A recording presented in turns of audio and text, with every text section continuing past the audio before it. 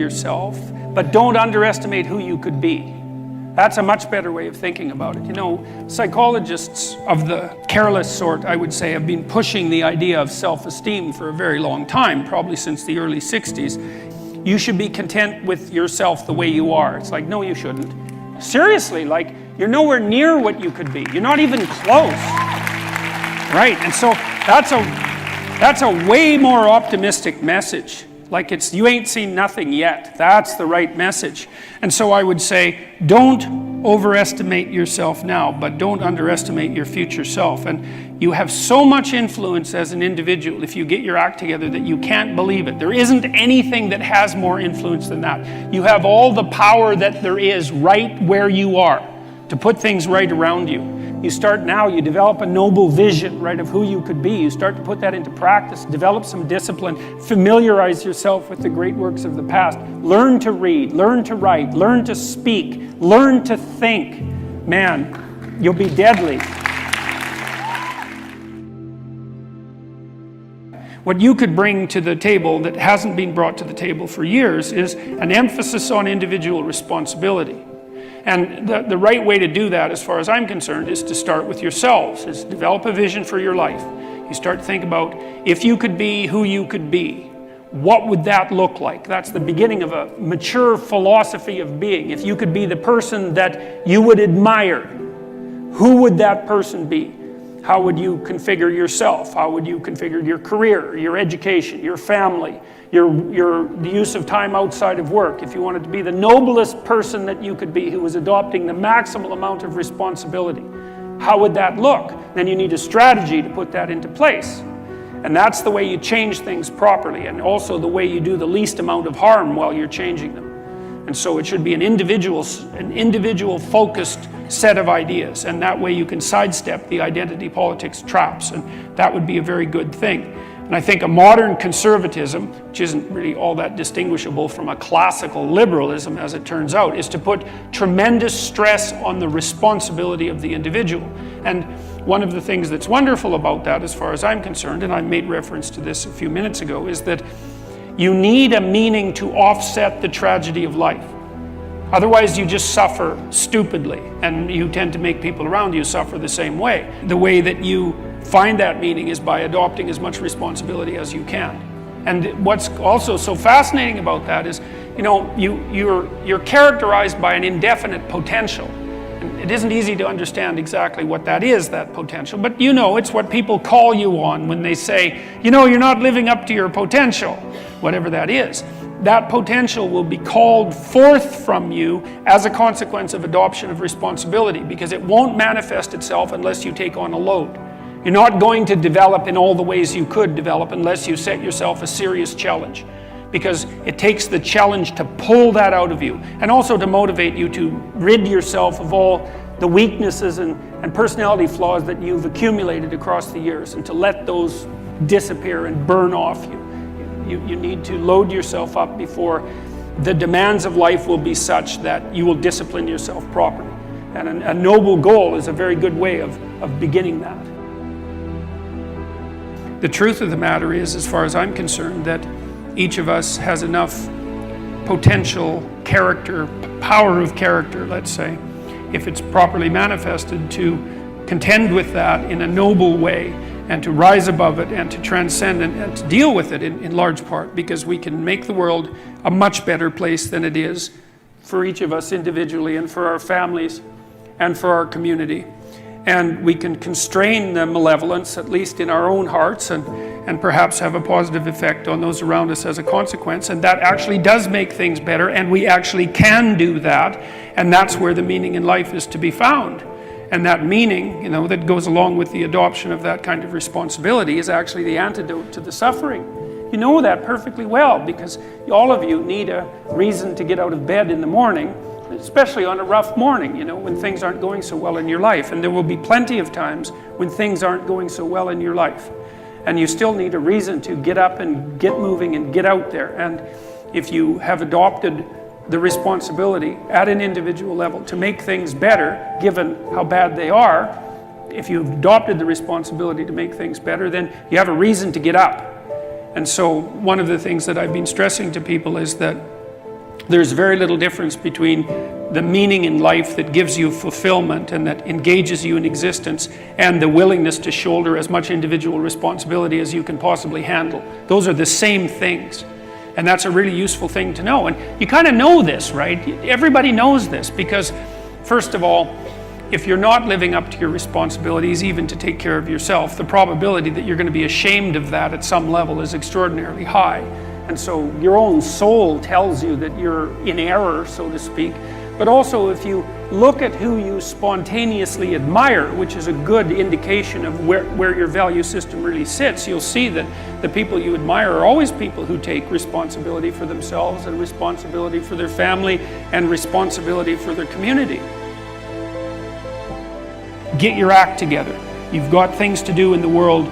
The absence of your full being in the world leaves a hole that is filled by terrible things. At minimum, you have an ethical responsibility to ensure that the world doesn't devolve into something approximating hell. And at maximum, you have the responsibility, again, that is a heavy ethical responsibility, to do everything that's in your power to make things as good as you can possibly make them in this sophisticated manner that takes you and your family and your community into account. And it's on you, right? And that's meaning. People say, well, I'd like to have a meaningful life. It's like, well, fair enough, but the price that you pay for the meaning that transcends tragedy is the adoption of responsibility for the catastrophe of existence. But that ennobles you, right? It makes you into someone strong and someone competent and someone who's worthwhile and who lives in a manner that justifies their own suffering. And there's nothing better than you could possibly do than that. Although there is a very large number of ways of looking at the world, or perhaps a near infinite number of ways of looking at the world, there isn't a near infinite number of ways of acting in the world in a manner that actually is successful. So there are constraints on how you can interact with the world in a successful manner. Let's assume that you don't want undue pain and anxiety. We could just start with that, and I think that's a reasonable proposition. You could tolerate some pain and anxiety if it's in the service of something greater, obviously, but I just mean pointless pain and anxiety. We don't want any more of that than is necessary, and that means that you have to take care of yourself to some degree. But the manner in which you take care of yourself is severely constrained. This is partly why you have to be intelligent and careful and plot your way through life properly. You have to take care of yourself today, but you have to take care of yourself today in a way that doesn't interfere with you taking care of yourself tomorrow and next week and next month and next year and 5 years from now and 10 years from now. So you can't do just what you want to in the next hour. Because if it's impulsive pleasure seeking, let's say, something like that, excess alcohol use or excess drug use or careless sexual behavior or betrayal of people to gain you something in the moment, you're going to pay for that. You're going to pay for it tomorrow. You're going to pay for it next week and next month and next year. So because you're going to exist in the future and because you have to live with yourself, there's only a certain number of ways that you can act that are going to work. But it's more than that.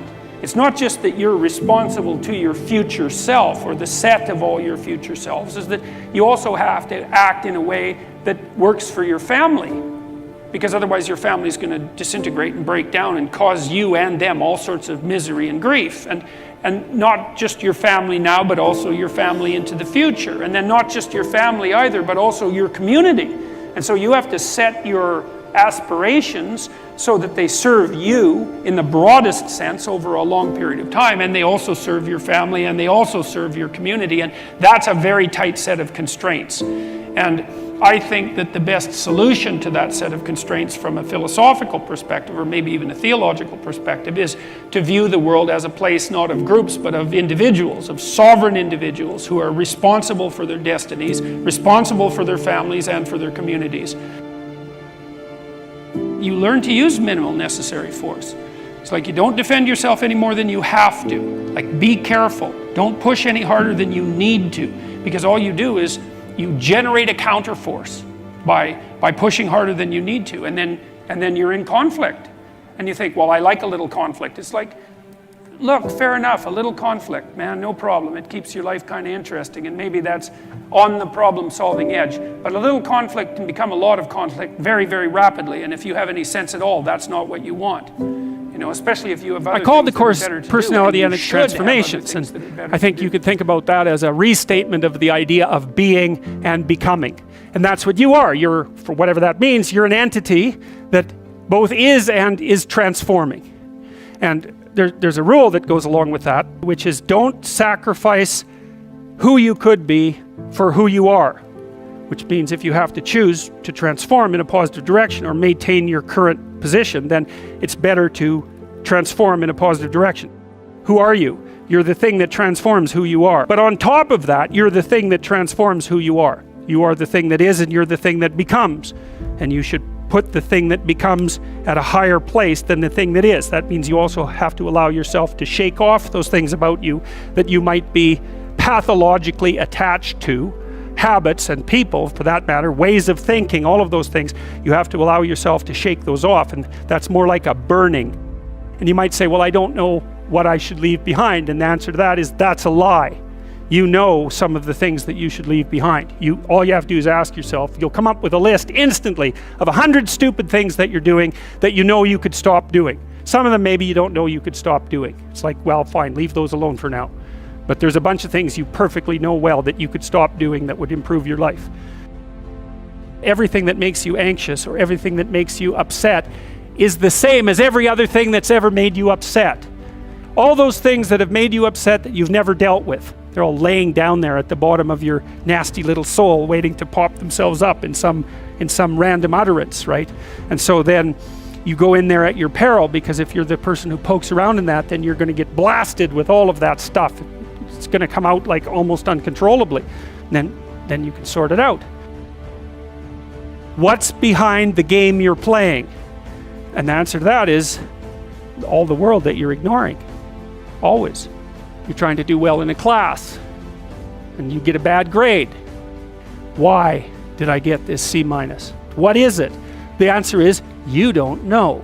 Do you not know what you thought you knew? Are you not who you think you are? Do you not work hard enough? Are your values not organized properly? Do you misuse your time? Are you in the wrong field? Is the way you're construing your life completely inappropriate? Are you acting out what your parents wanted you to do and you're pissed off about it, so you're only running at 40% to spite them, despite the fact that they're paying $25,000 a year for your education? When you're in the world and something objects to you, something that matters objects to you, then in the entire unrealized world is in that thing that objects. It's all tangled up inside it. That's why it's the great dragon of chaos. It's everything that's outside of your conceptual structure. And what is that? It's everything that lurks outside of your walled city. Well, you get your C- and you don't do anything about it. Maybe you're a little bitter and more resentful, and your study habits get a little worse. So the next time you get like a D+, and then you collect a bunch of Fs, and then you stop going to school, and then you stop showering. Right? Then you end up jumping off the bridge. And so that's how the dragon eats you when you don't pay attention to it. And so it's no bloody wonder that people avoid, you know. It's really no wonder that they avoid, because error messages contain within them the implicit world. Now, the upside of that is, well, they contain within them the implicit world.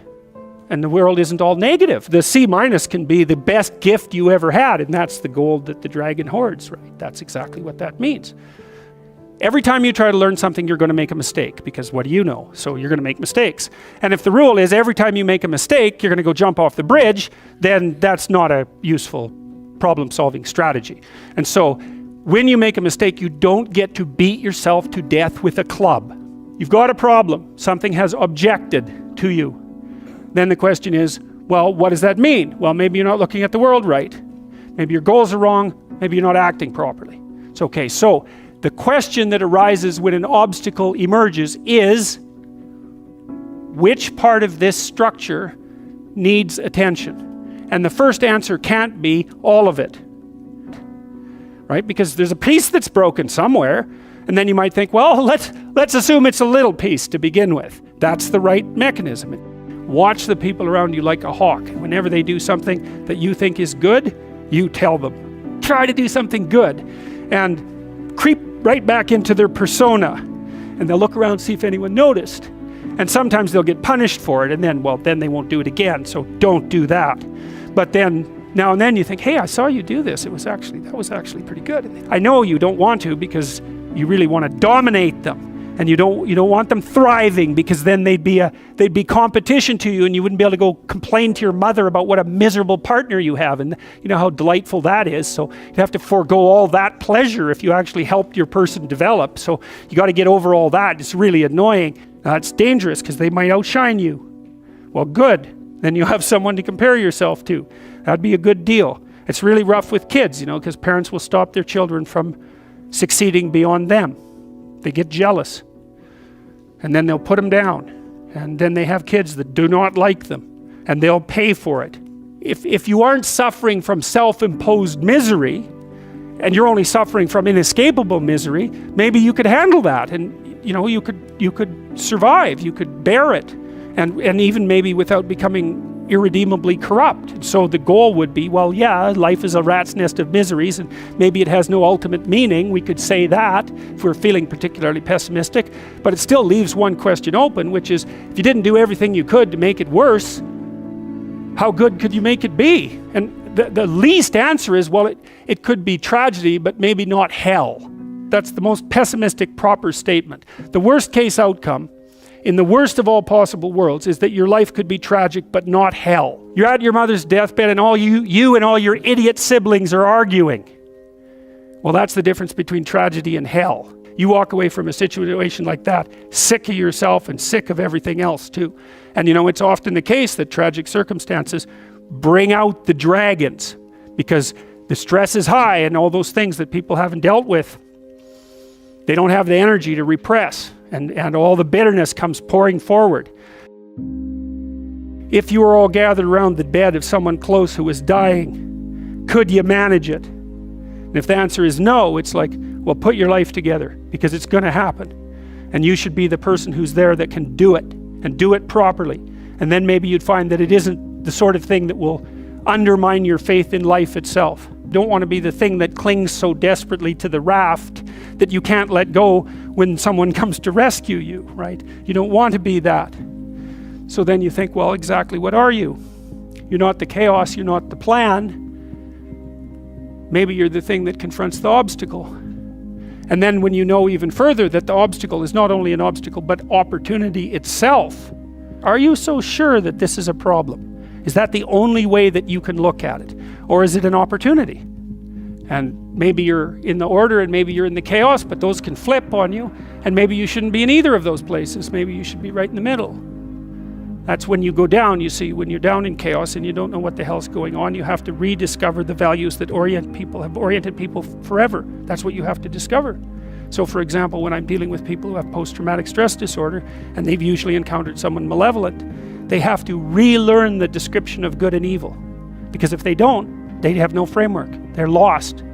They think, well, there's malevolence afoot in the world, because the only thing that a monster won't mess with is another monster. And you might say, well, I don't want to transform myself into a monster. It's like, you don't have a choice.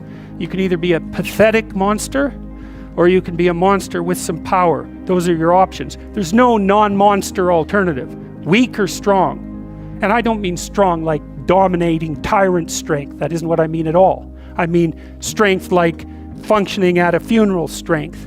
And that's a kind of monstrosity. And when you're down in chaos, that's what you have to rediscover. You want to be safe? Forget that. That's not in the cards. You're not going to be safe. Well, then you have to be meta-safe. And that's way better, because then you're not safe, but you know how to cope with danger. Well, fine.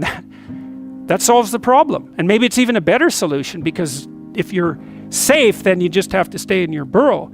But if you can confront danger, then you can go wherever you want and you can have an adventure. And maybe that's what you need to do, is to go out and have an adventure. So you don't even want safety, because how exciting is that? Let's say we made you perfectly safe. All that you had to do was eat cakes and worry yourself with the continuation of the species. What would you do? You'd smash it all down as soon as you possibly could, just so you had something interesting and challenging to do. So you don't want safety. You want to be able to cope with danger. That's a whole different thing. You don't get to be safe ever again. Well, so what happens? You get to be stronger. Well, hey, turns out that's a better bargain anyways.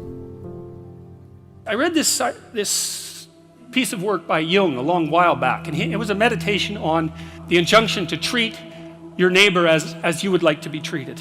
And what Jung pointed out, which I really liked, was that wasn't an injunction to be nice to other people. It was an invitation to reciprocity. It was something like this. It's like, you should figure out how you would like to be treated, like you were taking care of yourself. It's like, imagine you had a child that you really cared for, and someone said, well, people will treat this child exactly like you want them to, but you have to figure out what that is.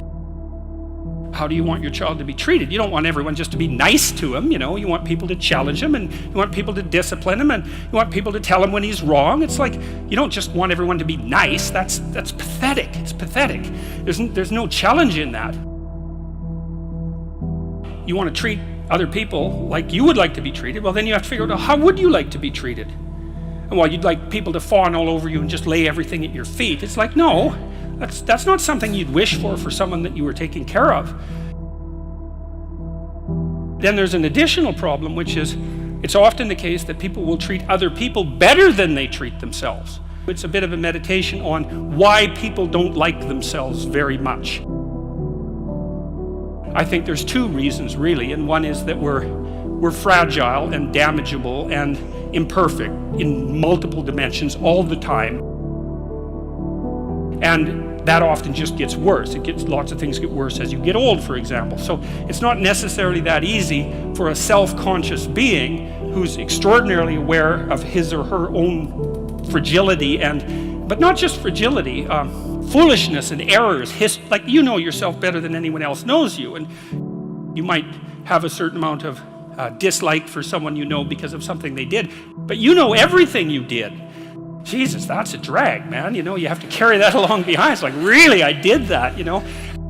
You're weak and kind of useless and prone to temptation, and you know all those things, you know, that just shouldn't be that way. And then you're also capable of pretty vicious acts of malevolence, and so you also know that about yourself. And so it's a real existential question for people. It's like, why the hell should you take care of something as sorry and wretched as you are? Despite the fact that you're not all that you could be, the proper attitude to have towards yourself is the attitude that you would have towards someone that you genuinely cared for, and that it's incumbent on you to act as if you genuinely care for yourself, just like you would act towards someone that you actually cared about, some other person. It's a reversal in some sense of the golden rule, right? And it's a discussion of why that's necessary. And also, more than that, it's a discussion of why you have a moral obligation to do that. It's not just that you should because it would be better for you. You actually have a moral obligation to do that, I think, because you make the world a much worse place if you don't take care of yourself. So you should bloody well take care of yourself, you know. It's partly because you have something valuable to bring into the world. That's the thing about being an individual. It's the thing that Western civilization has always recognized, that as an individual, you have a light that you have to bring into the world, and that if you don't bring it into the world is a dimmer place, and that's a bad thing, because when the world is a dim place, it can get very, very, very dark. You need to take care of yourself because you're in the best position to do that, and it's necessary for you to take care of yourself, despite the fact that we're mortal and vulnerable and self-conscious and capable, not only capable of doing terrible things, but actually do them. Despite all that, you still have that responsibility. I wanted to, hit the question as hard as I can to try to figure out, well, why people are contemptuous of themselves.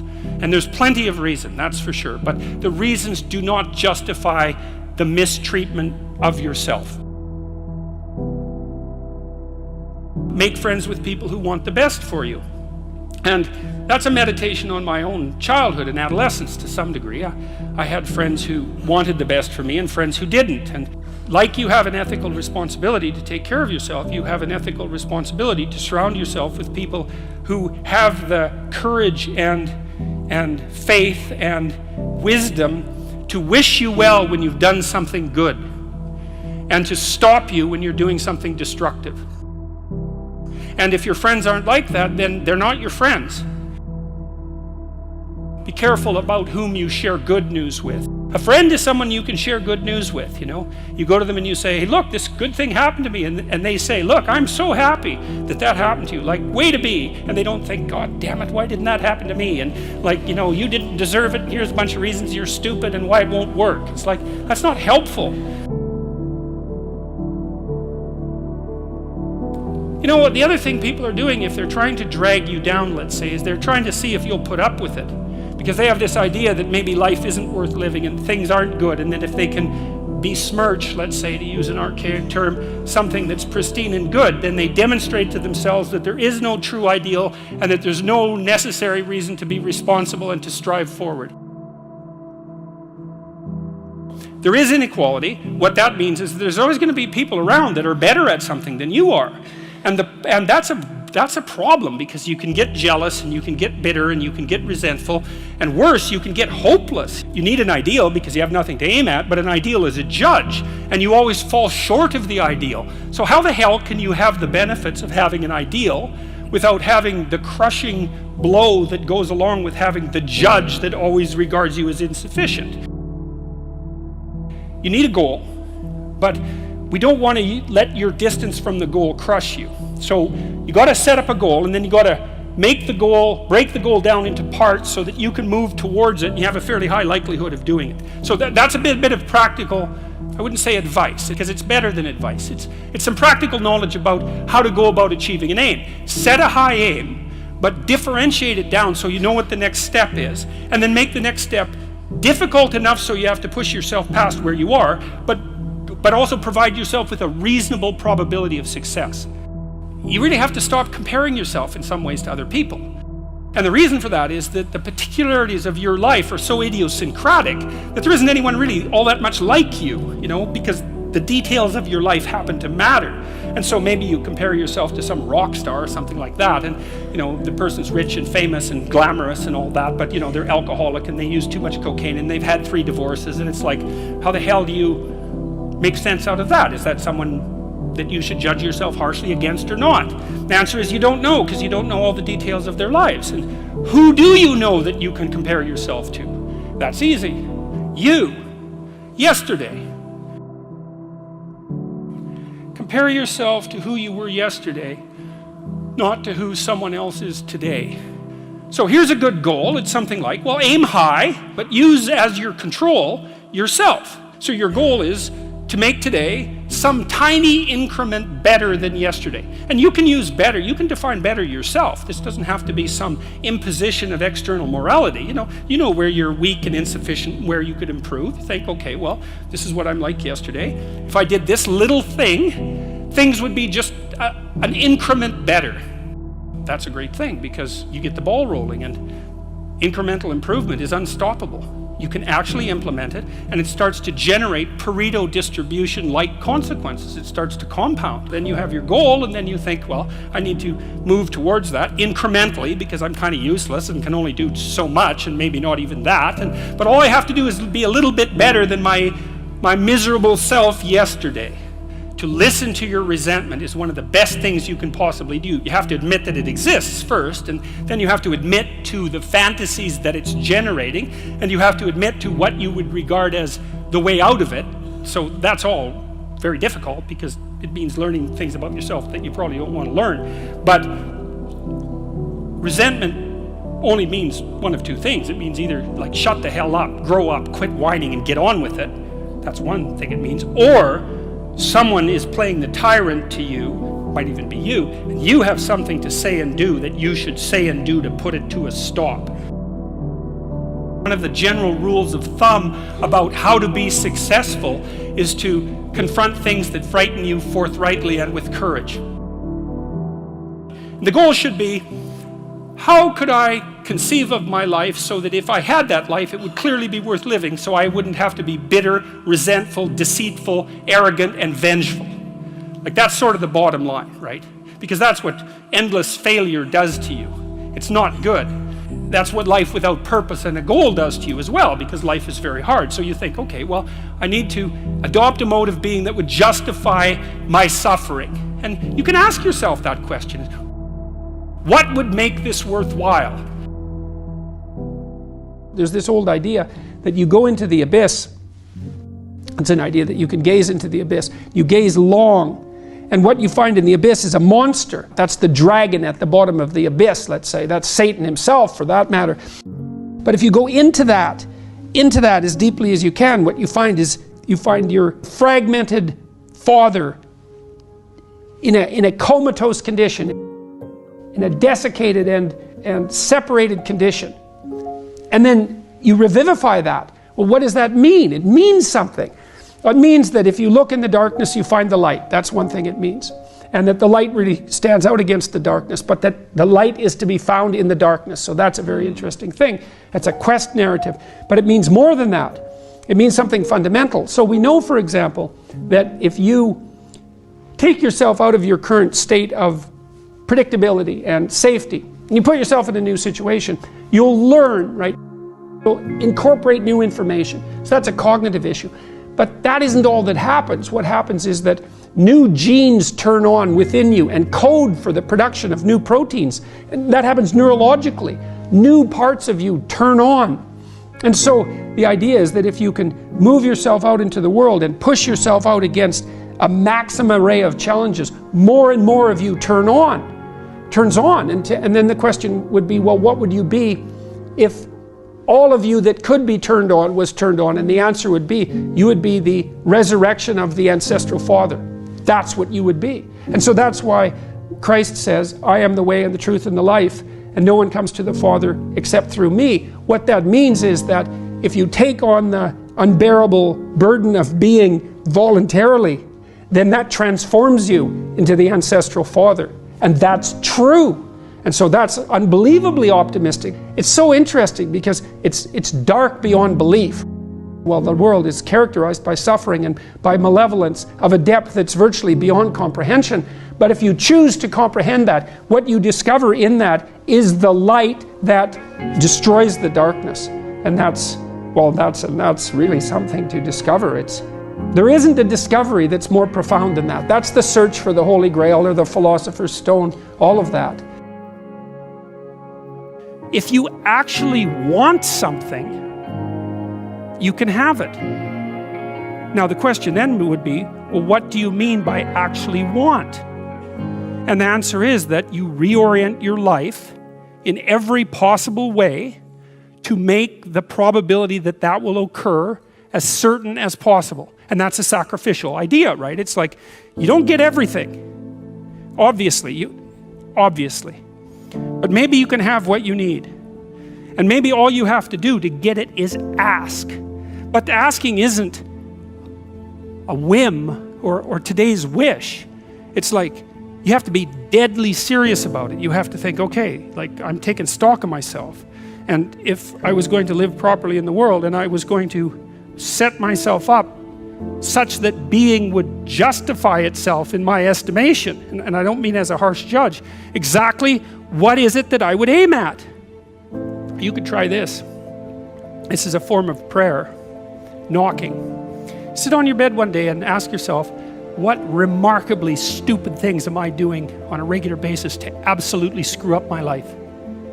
And if you actually ask that question, but you have to want to know the answer, right? Because that's actually what asking the question means. It doesn't mean just mouthing the words. It means you have to decide that you want to know.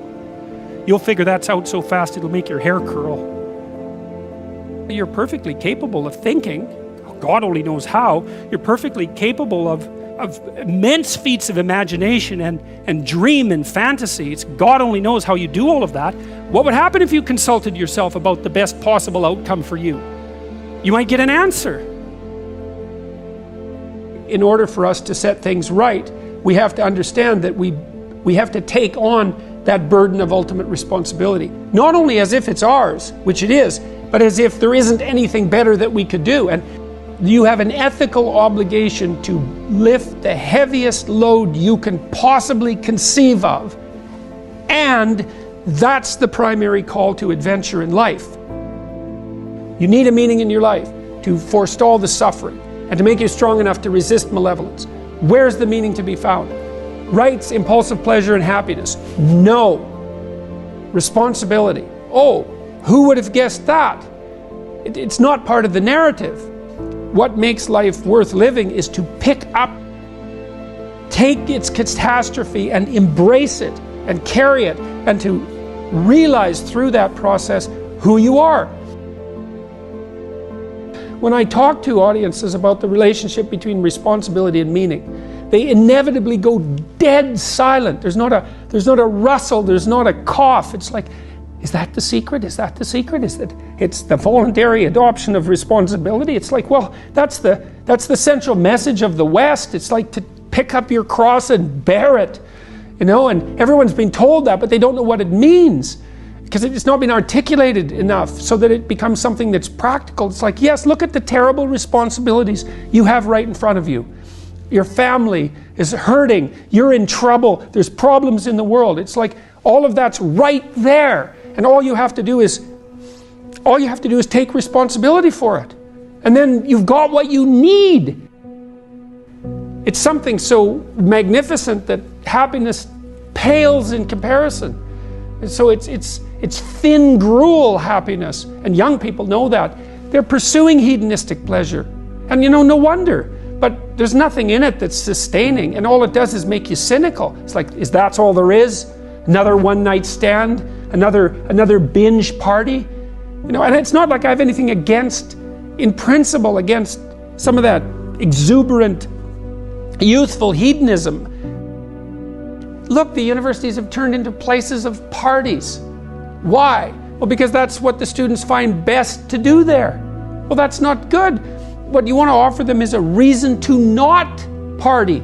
It's like, no, you got to understand, you come to this class hungover, you're not going to be able to get it. You're not going to be able to write properly.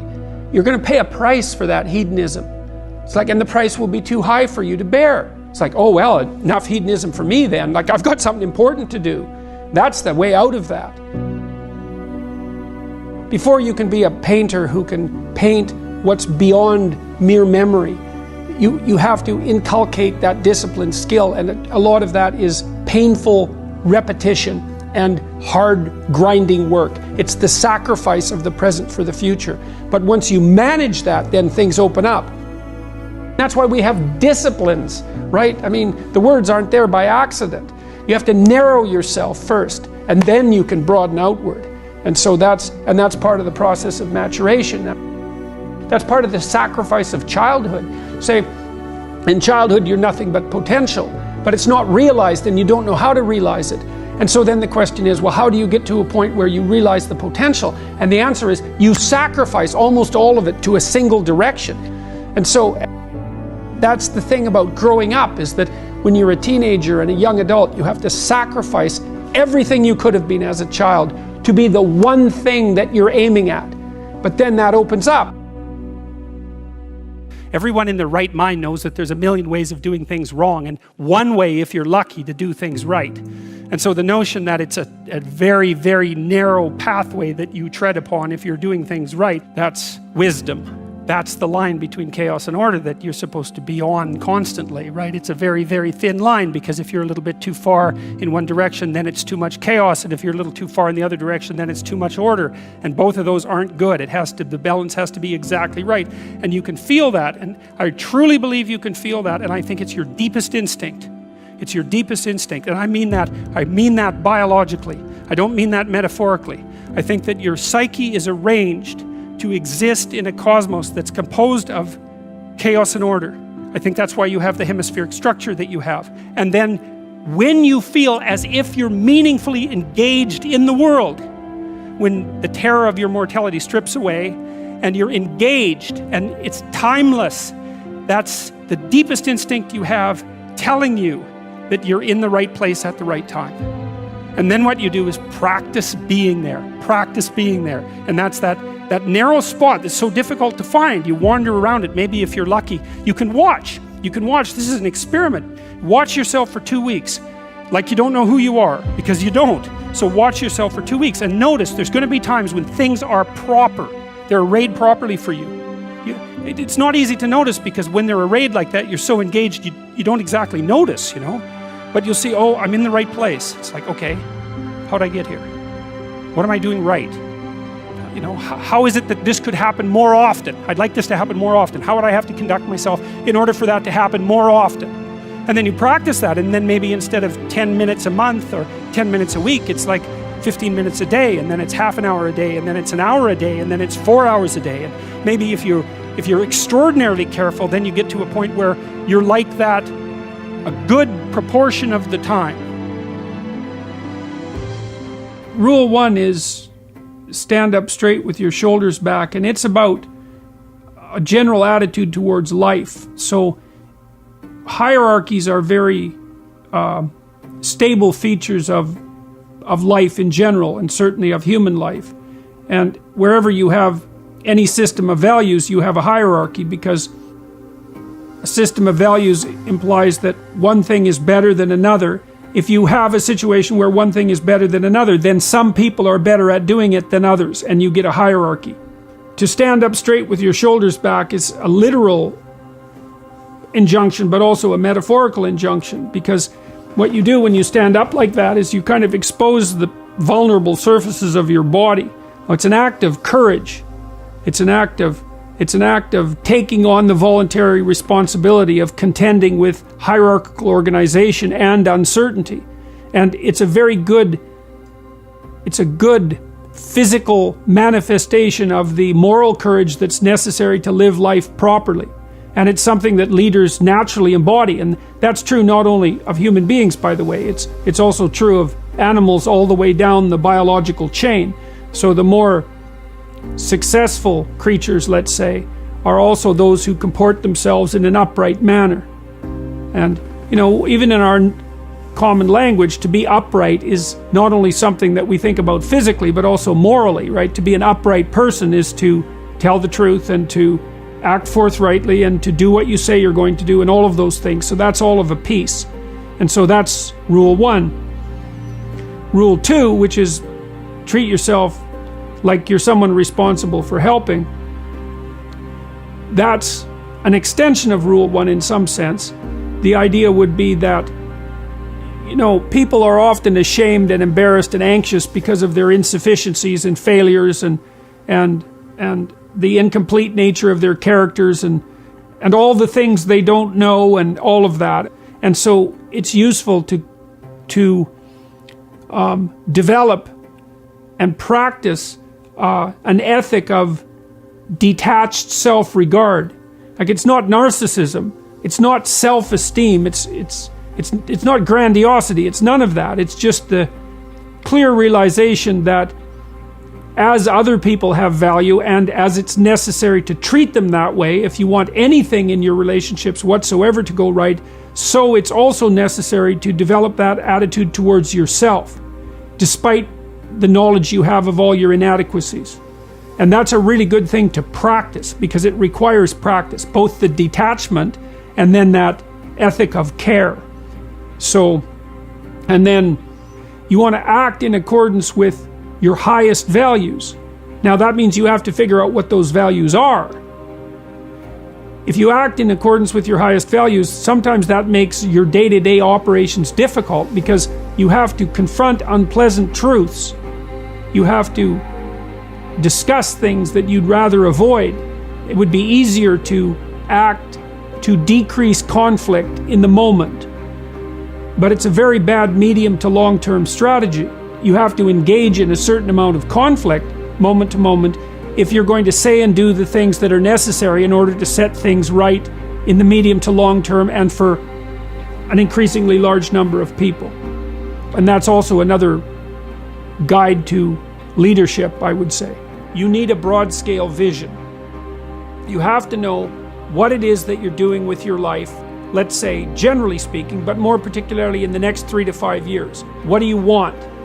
What do you want from your friends, your family, your intimate relationships, your employment, your education, your care of your mental and physical health, your response to temptations like drug and alcohol use? If you could have what you wanted, if you could lay your life out properly, how would you be functioning across those 7 dimensions? Why would that work for you? Why would it work for your family? And why would it work for the broader community? Then that gives you a reason. And if you have a reason that's well thought through, that you find compelling, so that's a compelling story, let's say, the kind of compelling story a leader might tell, then that will provide you with motivation to do the things that are difficult that you need to do. So that's positive emotion, that motivation. It's a neurochemical system that runs on the chemical dopamine. It's the neurochemical system that underlies people's willingness to undertake something voluntarily. So we experience most positive emotion in relationship to a goal. And what that means is if you don't have a goal, then you don't have any motivation. And so what that means is you better have your goals well delineated, because that way you'll be maximally motivated. Now the additional advantage to that is that if you have your goals delineated and they're compelling goals for you, it also makes you less anxious and uncertain and stressed, because your pathway forward into the future is mapped, and that makes it more certain, and uncertainty causes stress and physiological load. Okay, so you want to have your large-scale vision, you want to have it thought out on a 3 to 5 year basis, you want to have it cover those 7 or so dimensions that we already described. You want to see why it's relevant to you and your family and the broader community. You want to break that down into your monthly, weekly, and daily practices, and if they can be routinized, then so much the better. And then that becomes built into you. So what happens neurologically is that when you do something new, you use almost your whole brain. That's a good way of thinking about it, particularly the right side of it, the right hemisphere. And as you practice something, the amount of your brain you use gets smaller and smaller and moves leftward until you basically build a effective little machine at the back that takes care of it automatically. Routinizing things decreases the cognitive and physiological load. It's a big deal. And if you routinize good habits, then they become part of your character and part of what people come to expect of you. To be precise in your speech does 2 things. It specifies your goal, and it reduces uncertainty. You see what you aim at. And I don't mean that metaphorically. I really don't, because you're a lot more blind than you think. There's a lot of the world that you don't see. You see most of what's in front of you in a very blurry way, like your peripheral vision is extremely low resolution. You see clearly a tiny focal area that's where you're pointing your eyes. And you point your eyes at what you want to pay attention to. And what you want to pay attention to is generally associated with what you want. So what that means is that the world reveals itself to you in relationship to what you want. And so that's really helpful, because you want to see the world so you don't stumble blindly through it and fall into a pit. You want to get to where you're going. And so if you specify where you're going very clearly, then that enables you to see the pathway forward. Now, the upside to that is that you can probably get to where you want to go. The downside is you also make your conditions of failure very explicit. And that's hard on people in the short term. You know, it's easy to delude yourself and to leave everything vague, because then you can't tell when you're failing. But that doesn't stop you from failing, it just stops you from seeing it while it's happening. Then the other advantage to being precise in your speech and your aims is that helps you tell the difference between what's important and what isn't important. And you want almost everything to be not important. You know, in times of crisis in your life, everything becomes important. So imagine that you have a new physical symptom that's distressing and you don't understand it. So then you're thinking, oh my God, what's happening? Am I collapsing physically? Have I got a serious illness? Is it a fatal illness? What's going to happen to my family? Is my whole life going to fall apart? Like, what happens when something that you can't specify occurs is that everything becomes relevant. And that's terrible. No one ever wants that. You want hardly anything to be relevant. And so if you specify your goal, then almost everything becomes irrelevant, and only those things that are important stand up in sharp relief. That's also a real boon to the people that you're communicating with, because they know what you want then. And so even if you're a harsh person, let's say that you're pretty punitive, and if people don't do a good job, you let them know. If you specify what you want, then they know how to avoid your harshness. And the more precise you are in your formulation of the problem and in your presentation of a solution and the role you might play in that solution, the more likely you are to advance on all fronts. As far as I can tell, there's nothing you can do that moves you and your agenda, your vision, let's say, forward faster than precision in speech. What's the meaning of life? I think the meaning is to be found in that, and as you put things together and as you take responsibility for things, the meaning emerges from that. And so it emerges from that the same way it emerges from a symphony, in some sense, you know, because a symphony is composed of layers of patterns and they're all working harmoniously together, and they speak directly to people of meaning, which is why people love music so much. I mean, every form of music does that, and it's a model for proper being, which is the placing of all the different levels of reality into harmonious relationship with one another. And meaning emerges out of that naturally. And meaning is actually an instinct. This is another thing that people don't understand, and it's a case I've been able to make because I know a fair bit about how the brain works. The twin hemispheres of your brain interact to guide you through life, well, which is a truism in some sense. You use your brain to guide you through life, but your brain does that fundamentally by instilling the proper things that you do with a sense of meaning. And that meaning it's not something that's just a surface. It's not on the surface of the world in some sense. It's the deepest instinct that you have. It's associated with a phenomenon that Russian neuropsychologists discovered back in the 1960s called the orienting reflex. And the orienting reflex is what orients you towards things of interest. Right. And that happens unconsciously. And so if something happens around you that's of significance, often something you don't expect, say something somewhat chaotic, you'll orient towards it, and that attracts your attention. And then as you investigate what that is, that's associated with the sense of meaning. And if you put what you're investigating into proper order, then that meaning continues to reveal itself. So you can use meaning as a guide to proper being. But you have to also be very careful to conduct yourself honestly if you're going to do that, because if you conduct yourself dishonestly, then you pathologize the mechanisms that orient you. Everybody is a strange mixture of victim and victimizer. Lots of terrible things happen to people that aren't justifiable in some sense. You know, well, illness strikes people randomly. I mean, not entirely randomly, obviously, but there's a large random element in it, where you're thrown into existence as a consequence of your birth. That you're sort of thrown into reality with your particular set of predispositions and weaknesses. And then there's going to be times in your life where things twist in a manner that's unfair to you, that you're not getting your just deserts. But that goes along with all sorts of unequally distributed privileges as well. And so that's the arbitrary nature of existence. But you can't allow those sorts of things to define you, because it's not that useful strategically. When you're playing a card game, you're dealt a hand of cards. Yep. Well, what do? You play the hand the best you can. Why? Because all the hands are equal? No, because you don't have a better strategy than playing the hand that you're dealt the best you can. And that doesn't even mean it'll be a winning strategy. But because people don't always win, sometimes we lose, and sometimes we lose painfully, and sometimes we lose painfully and unjustly. Mm-hmm. That's not the point. The point is you don't have a better strategy, and neither does anyone else. And then it's also not so obvious how privilege and victimization are distributed.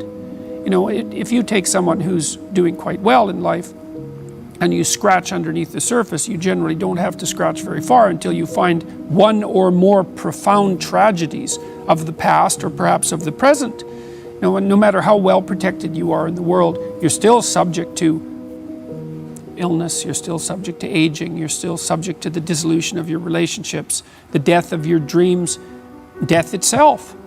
So vulnerability is built into the structure of existence. Now, if you start to regard yourself as a hapless victim, or even worse, an unfairly victimized victim, well, then things go very badly sideways for you. It's not a good strategy.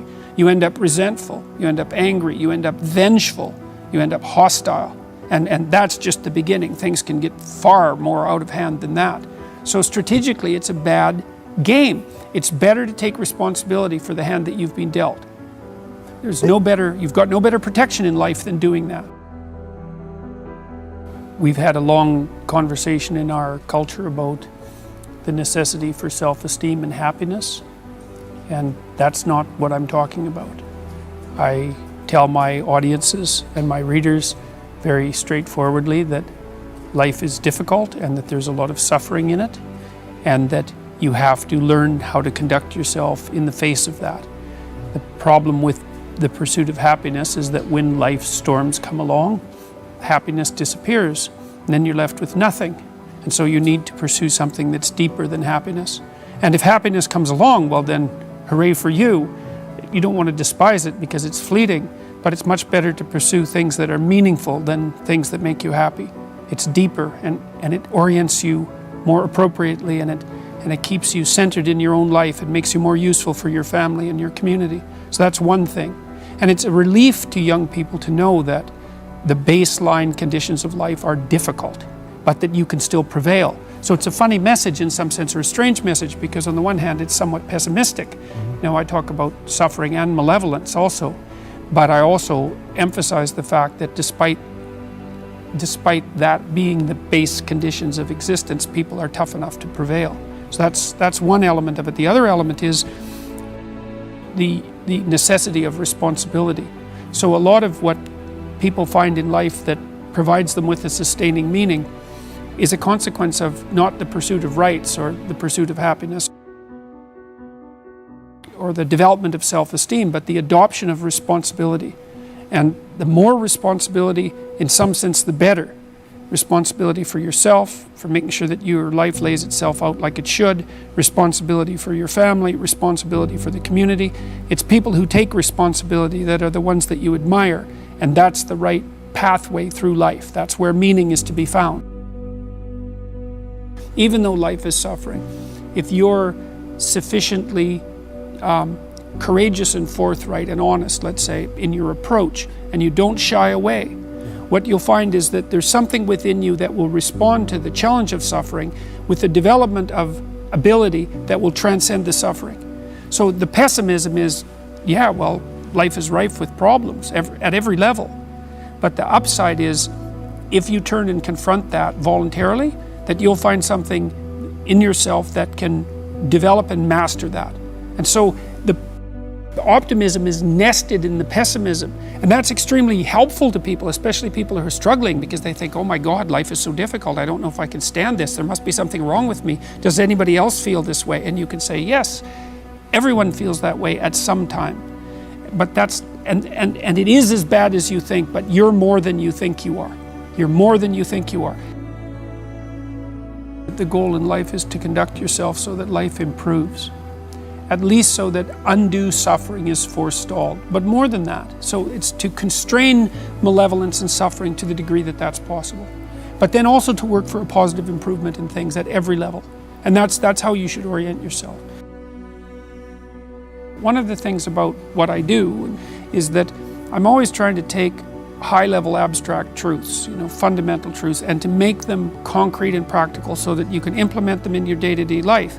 Because it's the connection between those abstractions and practical action that really cements their meaning and makes them comprehensible. And this idea of incremental improvement is a great one.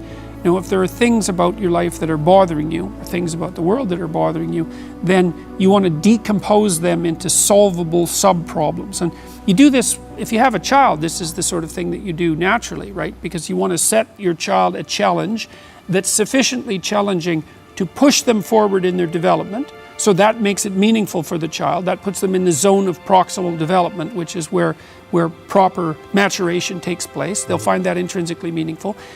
You want to make it challenging, but also with a reasonable probability of success. And there's an art to that.